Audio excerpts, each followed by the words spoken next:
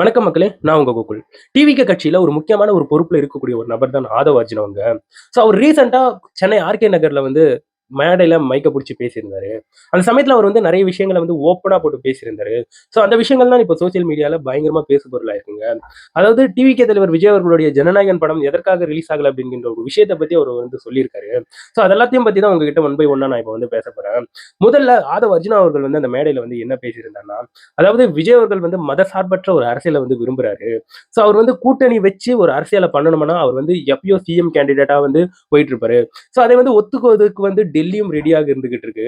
But அவர் வந்து அத வந்து விரும்பவே இல்ல. அவர் வந்து மக்களுக்காக அவர் வந்து தனித்து போட்டியிட்டு மக்களுக்காக வந்து நின்னுகிட்டு இருக்காரு. அதே சமயத்துல ரீசென்ட்டா இப்ப வந்து இஸ்லாமியர்கள் கூட சேர்ந்துகிட்டு டிவிகே தலைவர் விஜய் அவர்கள் வந்து ஒரு மசீதுல வந்து நோன்பு கஞ்சி வந்து குடிச்சிருந்தாரு. அந்த இடத்துல வந்து ரமலான் வாழ்த்துக்கள் எல்லாத்தையும் பதிவு பண்ணியிருந்தாரு. அந்த மாரி ஒரு நோன்பு கஞ்சி பருகிக்கிட்டு இஸ்லாமியர்கள் கூட நின்னுகிட்டு அவர் வந்து நாங்க மதச்சார்பற்ற அரசியல தான் விரும்புறோம் அப்படின்னு சொல்லும்போதே தெரியலையா, அவர் வந்து மக்களுக்கான ஒரு நபர் அப்படின்ட்டு. அதே சமயத்துல அவர் வந்து கூட்டணி போயிருக்கணும்னா எப்பயோ போயிட்டு அவர் வந்து வலுவடைஞ்சிருப்பாரு. பட் அவர் அதெல்லாம் விரும்பவே இல்ல. அதே சமயத்துல வந்து டிவிகே தலைவர் விஜய் அவர்கள் எப்போ கூட்டணிக்கு நோ சொன்னாரோ அப்பயே அதிமுக சைட்ல இருந்து விமர்சனங்களை வந்து ஸ்டார்ட் பண்ணிட்டாங்க. அதற்கு ஏற்பவாறு அவங்க வந்து கேவலமான ஒரு கொடூரமான ஒரு சர்ச்சையை வந்து பேசியிருந்தாங்க.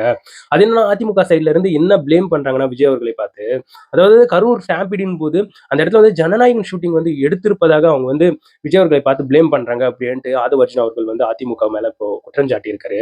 அதே சமயத்துல ஆதவ் அர்ஜுனா அவர்கள் வந்து ஜனநாயகன் படம் சம்பந்தப்பட்டு அந்த மேடையில வந்து பேசியிருக்காருங்க.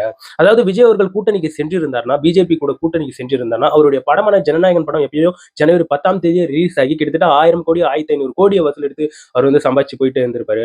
பட் அந்த கூட்டணி வேணான்றதுனால தான் இப்போ வரைக்கும் விஜய் அவர்களுடைய ஜனநாயகன் படம் வந்து ரிலீஸே ஆகல. அதே சமயத்துல உதயநிதி ஸ்டாலின் அவர்களுடைய மகனான இன்பநிதி ஸ்டாலின் அவர்கள் இருக்காங்க பாத்தீங்களா? அவங்களுடைய தயாரிப்புல ஒரு படம் வந்து ரிலீஸ் ஆச்சு.